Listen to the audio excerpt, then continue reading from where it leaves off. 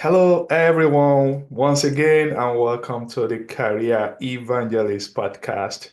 I'm excited today because we have another amazing guest. We have Hacia Atherton, a leadership expert and workplace culture strategist who helps organizations build healthy and sustainable environment where people actually thrive.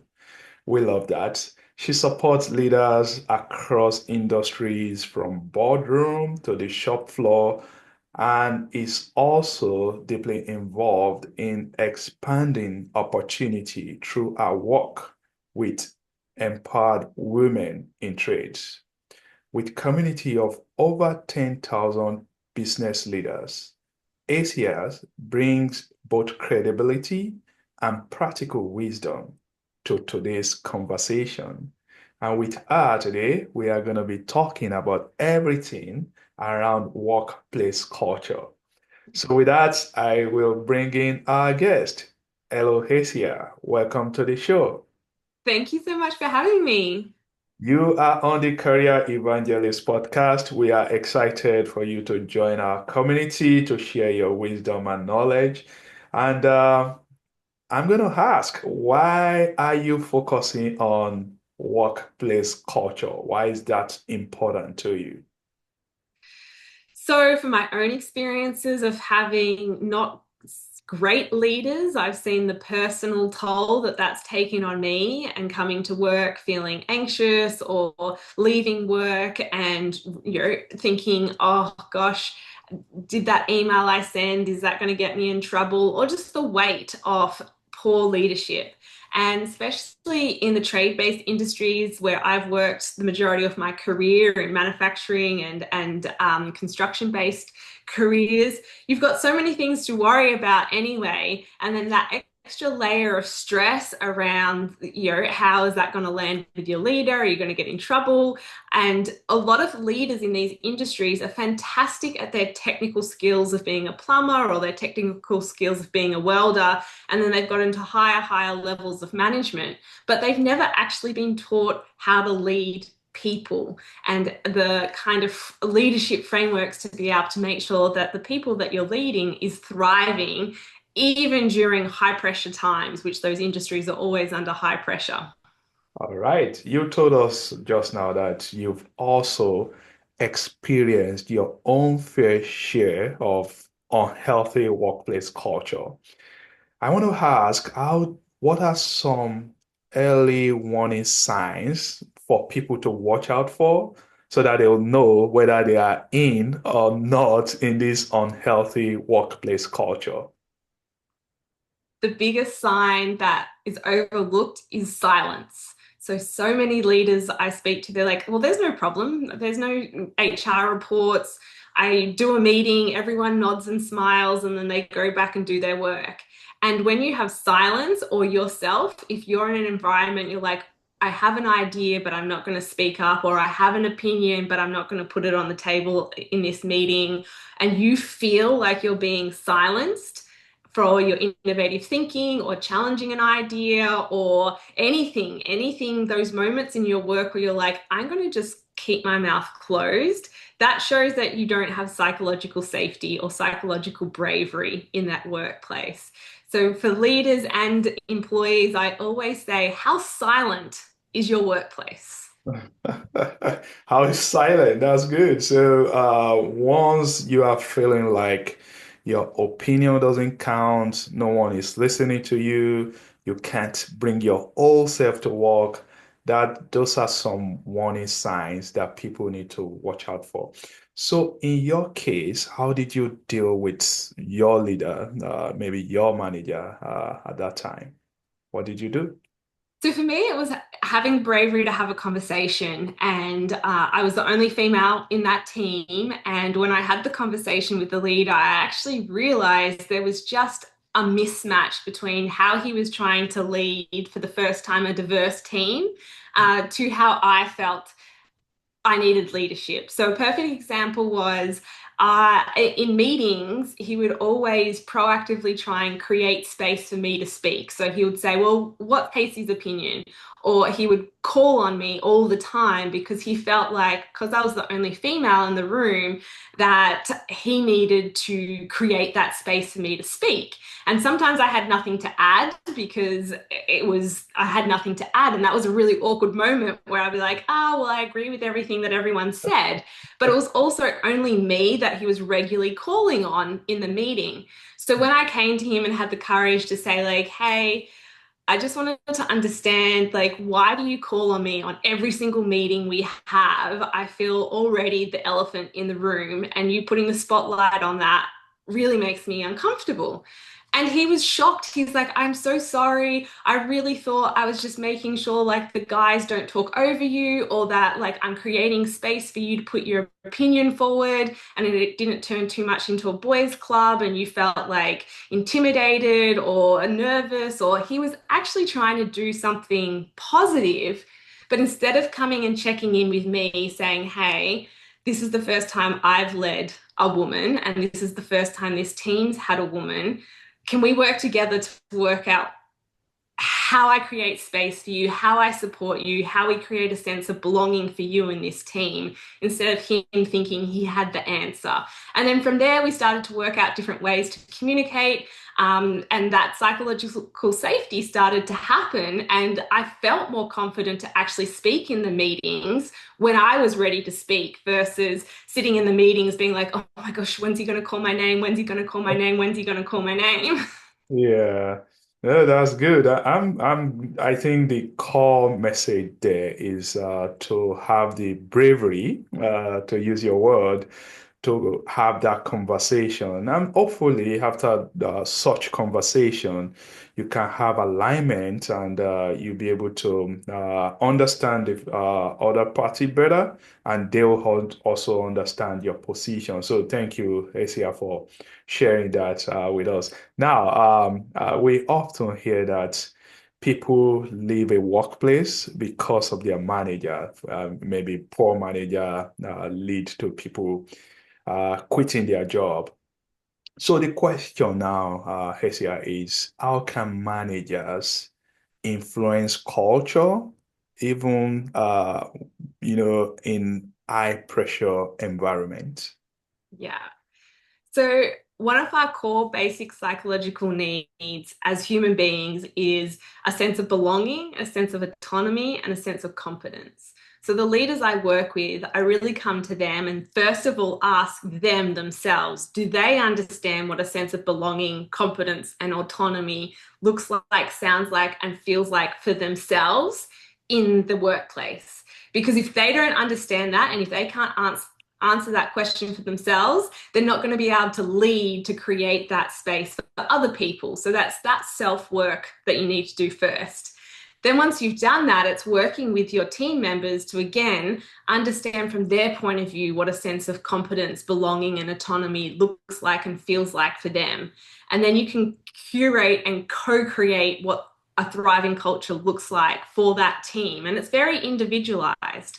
Some teams have that sense of belonging because they are very a social team. It might be a sales team, so they are extroverts and they like doing things that are very social and sharing personal lives and all of that kind of stuff. So creating space for that team to have social moments is very important. Some other teams that I've worked with are more like finance teams that are a little bit more introverted. So a sense of belonging for them sometimes is just having quiet time, like scheduling a meeting where everyone can just be protected from the noise of the company, sit in that meeting for half an hour, just quiet, journaling, going through some different thoughts, and then at that meeting kind of sharing some of their key reflections. But that leader is actually creating a space for that team to be quiet for a moment because that's what they need for their psychological well-being. So it really depends on the mixture of your team, the style of personalities you have, and coming back to what's a sense of belonging for each person in your team, and then how do you create an environment that feeds that sense of belonging. So that's good. I know we can't place all the responsibility only on the shoulders of the managers or the leaders. I think professionals, working professionals, they also need to understand what culture they want, and they should be able to have the bravery to advocate for healthier work environment without necessarily risking their career. So, how should they do this? Again, understanding the elements, for example, communication styles. So that's the other self-reflection I get so many people to do. What's the best way to communicate with you if it's receiving critical feedback or if it is receiving a project or something like that? So some of my team that I've led are they like emails because then they can read it in their own time, in their own space. They can reread it a couple of times. So critical feedback, for example, they prefer to have that in an email so they can read it in a time that they feel comfortable. They can read it a few times. They can think of some questions and then have the face-to-face with me after they've actually processed the critical feedback. Some other people want it more conversational and in person and different things like that. So, as a leader, it's always understanding what's the best way to communicate with your team because we all have different communication styles. But as an individual, understanding that and then advocating for yourself, saying, look, I appreciate the current system of how to give critical feedback is this way, but really for me, I'd like to receive it in an email first so I can digest it, I can read it, I can come to the meeting a little bit prepared because when it's just face to face, I felt a little bit caught off guard. And then some other people are like, no, I want to be able to discuss it there and then with you. So it's always coming back to that self-reflection, understanding what you need and then advocating and communicating that in a really positive way so your leaders don't also feel attacked. So coming in and just saying, I've reflected and this is what I know I need to thrive. And there's a kind of a misalignment between how you're leading me and how I need to be led right now. And that's no reflection on you. That's a reflection on me because I haven't given you the information you needed. So here I am giving the information, and then it's up to that leader to take that on board and adjust their leadership style. And some leaders might just go, that's too hard work. I'm not going to adjust my leadership style. I lead one way and one way only. And then for you as the employee, it's time to go, well, is this the right place for me? Because I know what I need. I had the bravery to communicate what I needed and it wasn't respected. So now I've got to ask the question, is this the right place for me? So by asking that questions and I'm thinking about conflict management and resolution. The first thing, like we said, is for people to advocate for themselves. But sometimes this can lead to conflict, especially when the other party disagrees with you. So how Mhm. should we manage or handle conflict while also trying to preserve long-term relationships? Yeah. So, a good exercise I always do at the beginning of any conversation where I know there's going to be conflict is bring in an image. Some people may have seen it or not. It's a black and white image, and you can either see an old lady or a young woman, depending on how you look at the image. And some people can't see anything, they just see the whole pattern. And so I'll always lead that meeting with getting everyone to agree this is a piece of paper and it's got black and white on it. So Mhm. yes, we all agree that. Then I'll ask, can someone see a young woman in this image? And can someone see an old woman in this image? So that there's different perspectives. But linking back to, again, we agree this is the same piece of paper with black and white ink on it, but we're seeing it slightly different.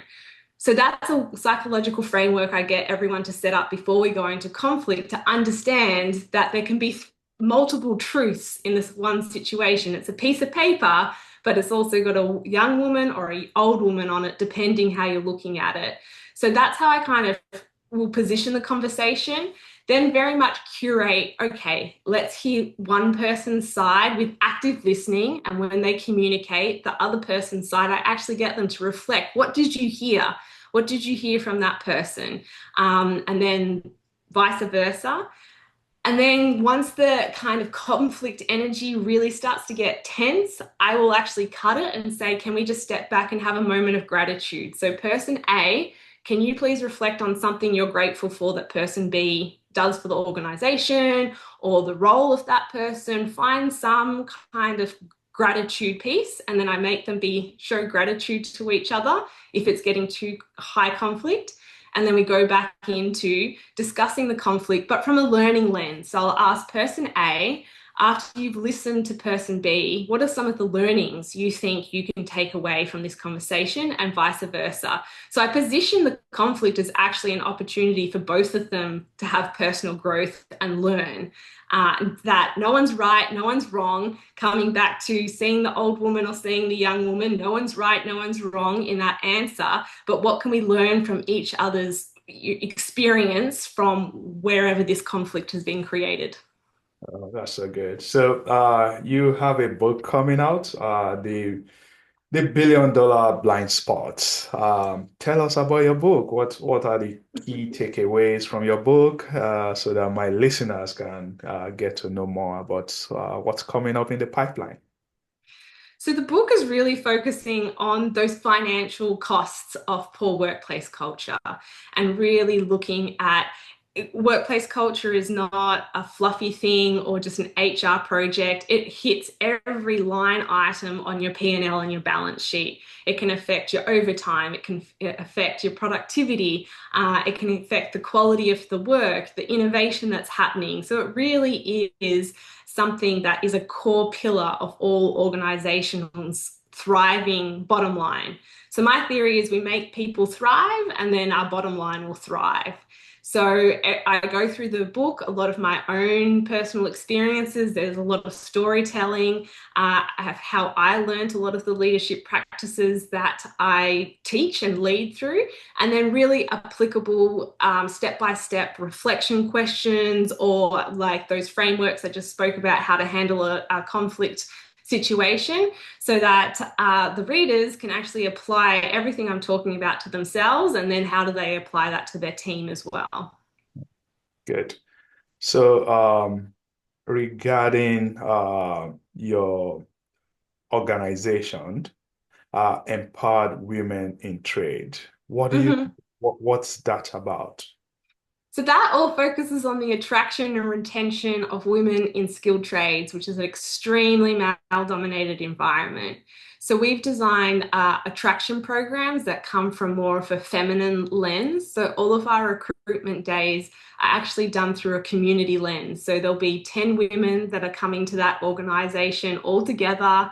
We'll set the day up with some positive psychology, resilience, mindset techniques before they actually go and experience anything on the tools, because picking up a power tool for the first time can feel very, very overwhelming if you've never done that before. So we really help the women to understand and how to call themselves out when they're having self-doubt moments. And I've had that before. I was learning to world, and I had a moment of self-doubt that I was struggling because I was a woman.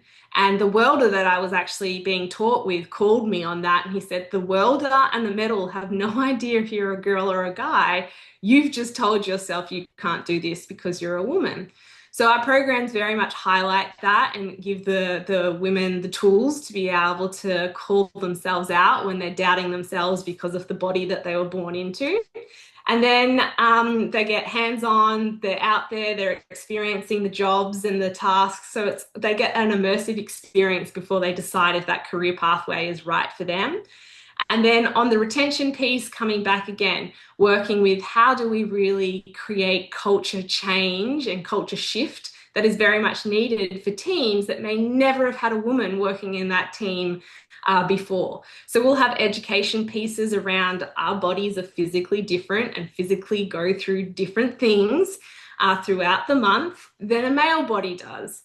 And that's important for the men to understand, because sometimes women will have a lot of pain or physical things happening to their bodies as they're going through their hormonal cycles. And especially when they're out on the tools, and for example, if they're a roofing plumber and they're up on the roof and they get very dizzy when they're menstruating, they need to have psychological safety to say, hey, today's not a good day for me to be up on a roof because I'm really, really dizzy today. So what other things can you do? Which there's tons of things, stock take, cleaning stuff, doing paperwork for one day. You can reschedule her job to do that. But with a team that's always been men, that's never something they've had to consider. So we really bring in those conversations, create really safe space for the men, particularly to ask all of those questions, to understand what they've never been taught or understand what they've never experienced before, and be able to give them the tools to be able to lead a diverse team for the first time often. So I think you are doing two things right there. You are teaching men to be more empathetic, and at the same time, you are telling women to raise their voice, to not hold back, to have the courage to, state how they are feeling, so that they will be able to, pick up another aspect of their job, if in case they cannot handle certain aspect at a particular point in time, which I think is important. Now, you also mentioned self-doubt, and I want to double click on that. Uh, some people call it maybe imposter syndrome.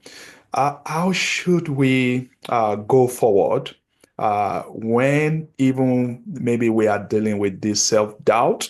Because I don't think it's particular to women. Even men alike, they can experience this self-doubt from time to time. What do you tell people on how to manage self-doubt? Yeah. So get really curious about that self-doubt. So if you're someone that likes to write, I'm a writer, obviously.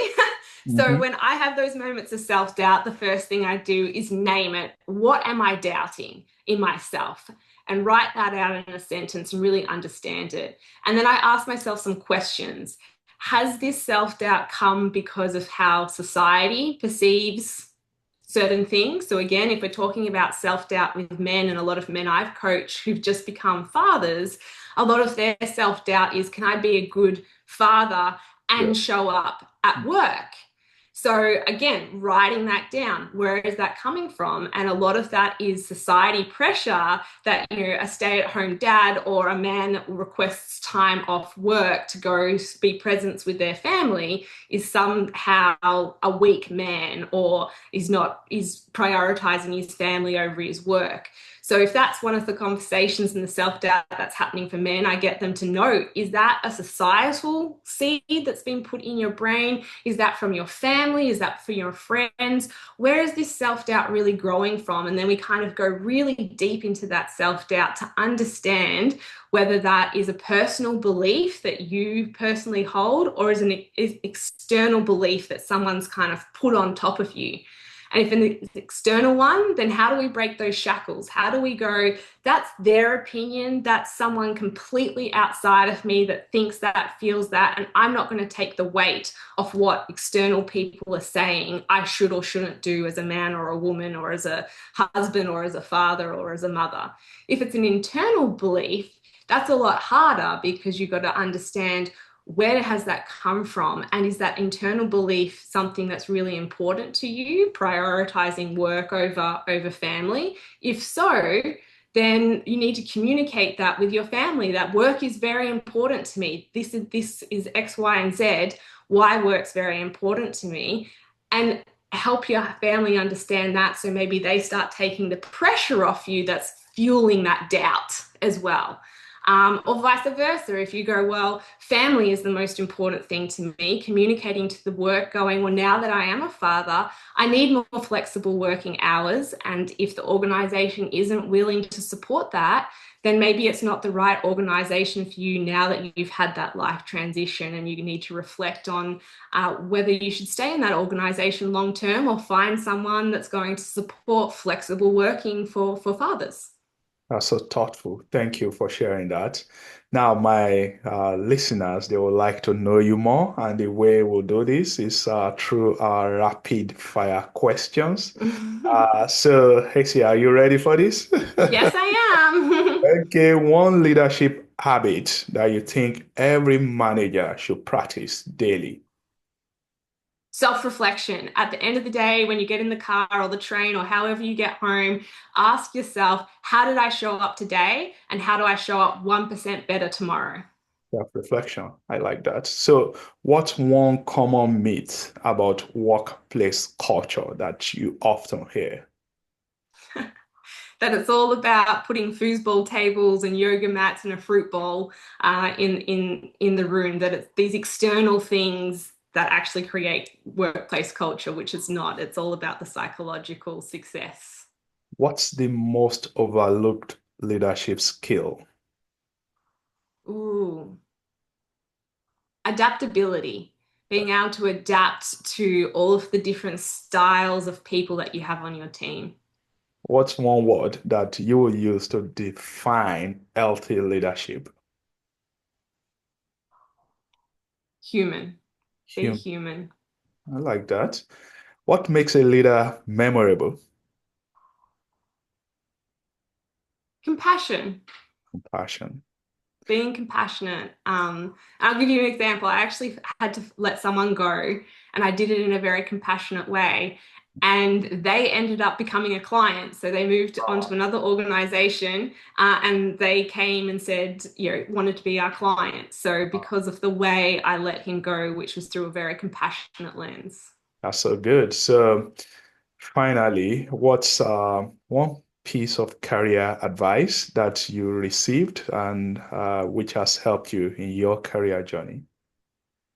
Make sure your values are aligning with your career and with that organization, and really understand what is your personal values, which changes as you go through life. So keep reflecting on what your values are, what's important to you, and make sure that's aligning with your career and the organization you're working with.